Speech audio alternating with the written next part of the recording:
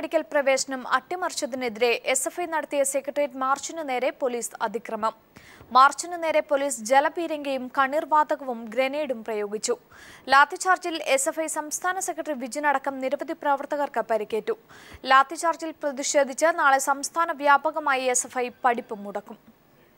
സ്വാശ്രയ പ്രവേശനം അട്ടിമറിച്ചതിനെതിരെ സംസ്ഥാന വ്യാപകമായി എസ്എഫ്ഐ നടത്തിയ പ്രതിഷേധത്തിന്റെ ഭാഗമായാണ് തിരുവനന്തപുരത്ത് സെക്രട്ടേറിയറ്റിലേക്ക് മാർച്ച് നടത്തിയത്.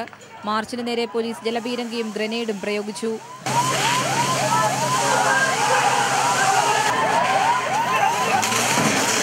പല ഭാഗത്തേക്കായി പ്രവർത്തകർ ചിതറിയോടിയെങ്കിലും വീണ്ടും തിരിച്ചെത്തിയതിനെ തുടർന്ന് പോലീസ് ലാത്തി വീശി. ലാത്തിചാർജിൽ എസ്എഫ്ഐ സംസ്ഥാന സെക്രട്ടറി വിജിന് പരിക്കേറ്റു. ഈ മാസം 30-നകം മെറിറ്റിൽ മുഴുവൻ വിദ്യാർത്ഥികൾക്കും പ്രവേശനം നൽകിയില്ലെങ്കിൽ ഇതിലും വലിയ പ്രക്ഷോഭങ്ങൾക്കാകും സംസ്ഥാനം സാക്ഷ്യം വഹിക്കേണ്ടി വരികയെന്നും വിജിൻ പറഞ്ഞു. അവിടെയാണ് ഏറ്റവും ശക്തമായ പോരാട്ടം ഞങ്ങൾ ഏറ്റെടുക്കുന്നത്. കേരളത്തിലെ മുഖ്യമന്ത്രിയോടും ആരോഗ്യമന്ത്രിയോടും ഞങ്ങൾ എസ്എഫ്ഐ പറഞ്ഞു വെക്കുന്നു, ഈ വരുന്ന 30-ാം തീയതിക്കുള്ളിൽ മെറിറ്റിൽ എല്ലാ വിദ്യാർത്ഥികൾക്കും മെഡിക്കൽ പ്രവേശനത്തിന് ആവശ്യമായിട്ട് ഇടപെടൽ നിങ്ങൾ നടത്തിയില്ലെങ്കിൽ കേരളത്തിലെ തെരുവുകളിൽ അതിശക്തമായ പോരാട്ടം നേതൃത്വം കൊടുക്കുന്ന പ്രസ്ഥാനമായി എസ്എഫ്ഐ മാറും. പ്രതിഷേധിച്ച് റോഡ് ഉപരോധിച്ച ശേഷം മടങ്ങിയ പ്രവർത്തകർക്ക് നേരെ പോലീസ് ഗ്രനേഡ് പ്രയോഗിച്ചത് പ്രവർത്തകരെ വീണ്ടും പ്രകോപിപ്പിച്ചു. തുടർന്ന് സിപിഐഎം ജില്ലാ സെക്രട്ടറി കടകംപള്ളി സുരേന്ദ്രനെത്തി പ്രവർത്തകരെ ശാന്തമാക്കി മടക്കുകയായിരുന്നു. News bureau, Thiruvananthapuram.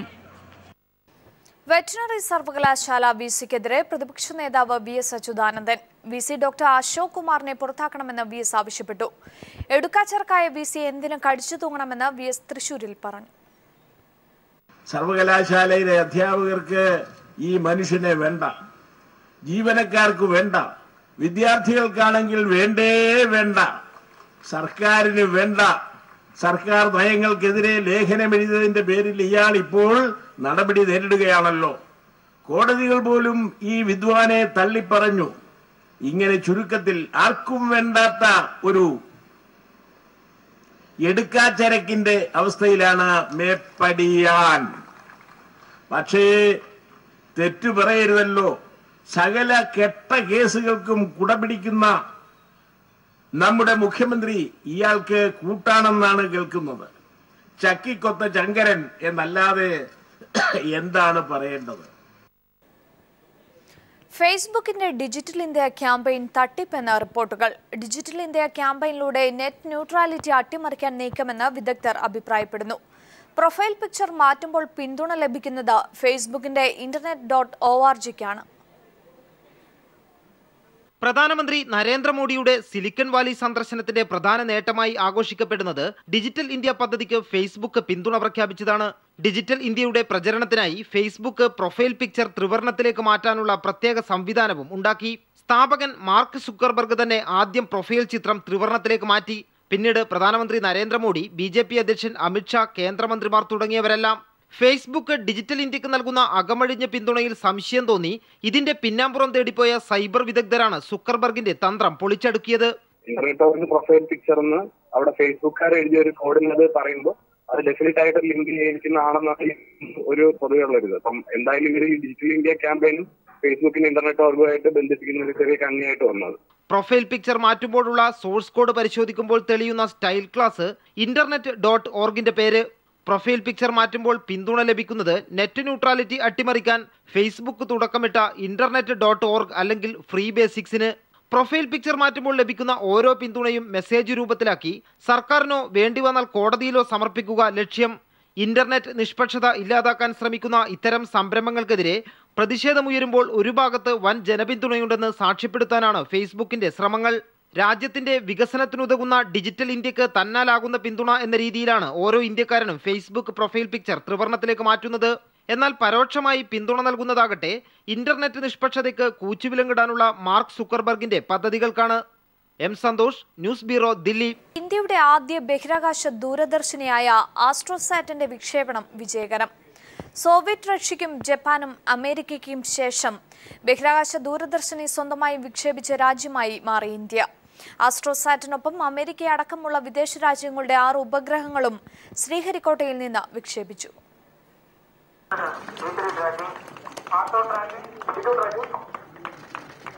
ഇന്ന് രാവിലെ 10 മണിക്ക് ശ്രീഹരിക്കോട്ടയിലെ സതീഷ് ധവാൻ സ്പേസ് സെന്ററിൽ നിന്ന് PSLV 30 ആസ്ട്രോസാറ്റ് കുതിച്ചുയർന്നു.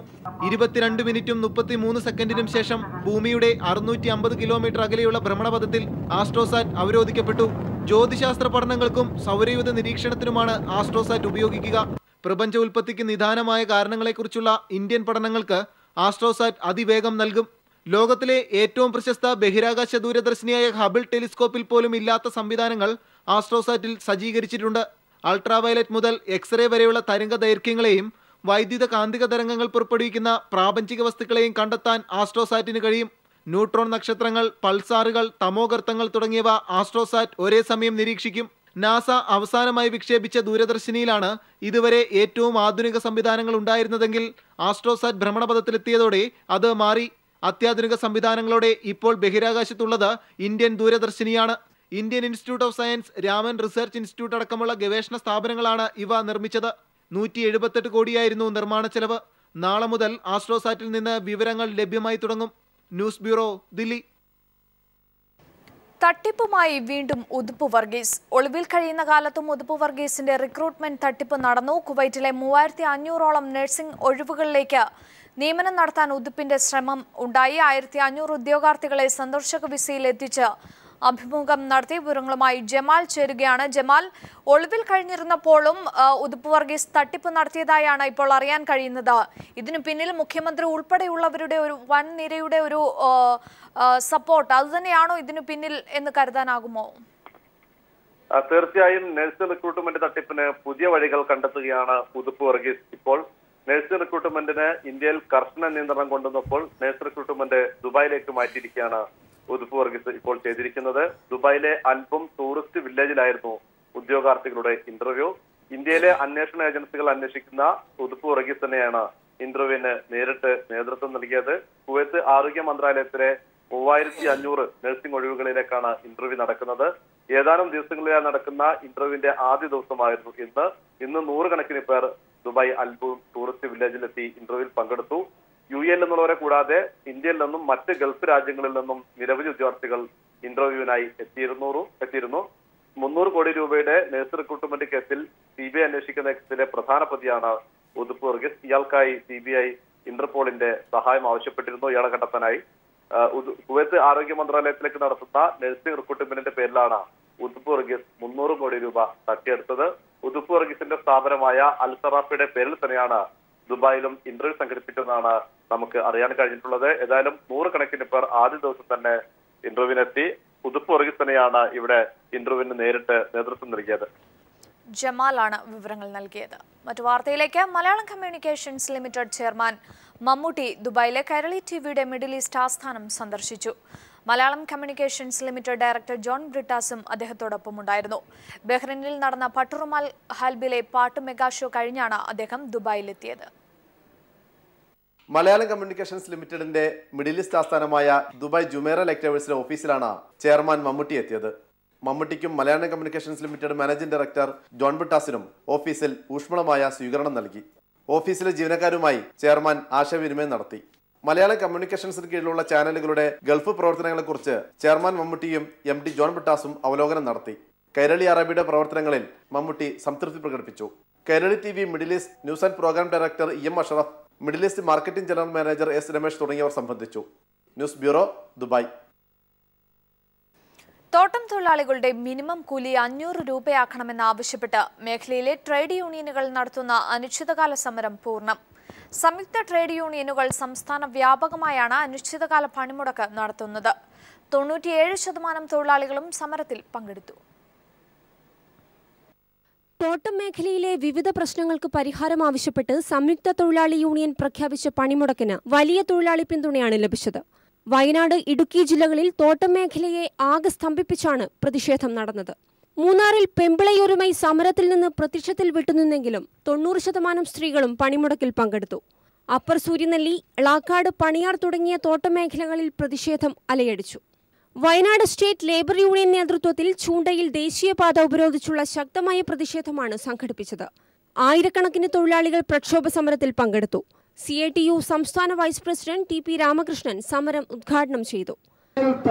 കൂലി വാങ്ങിക്കൊണ്ടിരിക്കുന്ന എല്ലാ തൊഴിലാളികളുടെയും കൂലി പ്രശ്നം ഏറ്റെടുക്കാനും ഏറ്റവും ചുരുങ്ങിയ കൂലി 500 രൂപയെങ്കിലും ഒരു ദിവസം ഒരു തൊഴിലാളിക്ക് കിട്ടത്തക്ക നിലയിൽ ഈ ആവശ്യമുന്നയിച്ച് എല്ലാ മേഖലയിലും ഇടപെട്ട് തൊഴിലാളികളുടെ കൂലിക്ക് വേണ്ടിയുള്ള പോരാട്ടത്തിന് CITO നേതൃത്വം നൽകുമെന്ന് പ്രഖ്യാപിക്കാൻ ഈ സന്ദർഭം ഞങ്ങൾ ഉപയോഗിക്കുകയാണ് ചെയ്യുന്നത്. തൃശൂരിൽ പാലപ്പള്ളി മലക്കപ്പാറ തോട്ടം മേഖലകളിൽ നൂറുകണക്കിന് തൊഴിലാളികൾ പണിമുടക്കി.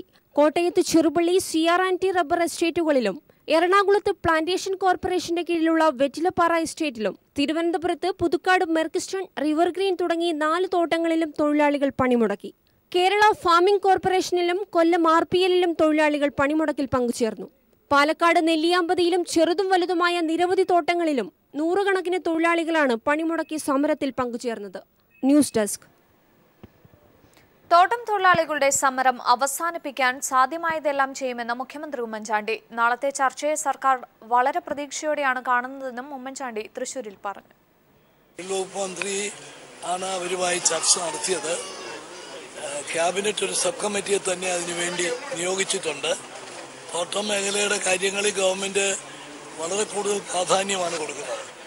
വളരെയധികം തൊഴിലാളികൾ പണിയെടുക്കുന്ന മേഖല, നമുക്ക് വിദേശ നാണ്യം നേടിത്തരുന്ന മേഖല നമ്മുടെ ഏറ്റവും പ്രധാനപ്പെട്ട ഒരു മേഖലയാണ്. അപ്പോൾ ആ മേഖലയിൽ ഒരു സ്തംഭനം ഉണ്ടാകുന്നത് ഒഴിവാക്കാൻ വേണ്ടി ഗവൺമെന്റ് സാധ്യമായിട്ടുള്ള എല്ലാ കാര്യങ്ങളും നടക്കും. നാളെ ചർച്ച തുടരുന്നുണ്ട്. ചർച്ചയിലൂടെ ഒരു പരിഹാരം ഉണ്ടാക്കാനാണ് ശ്രമിക്കുന്നത്.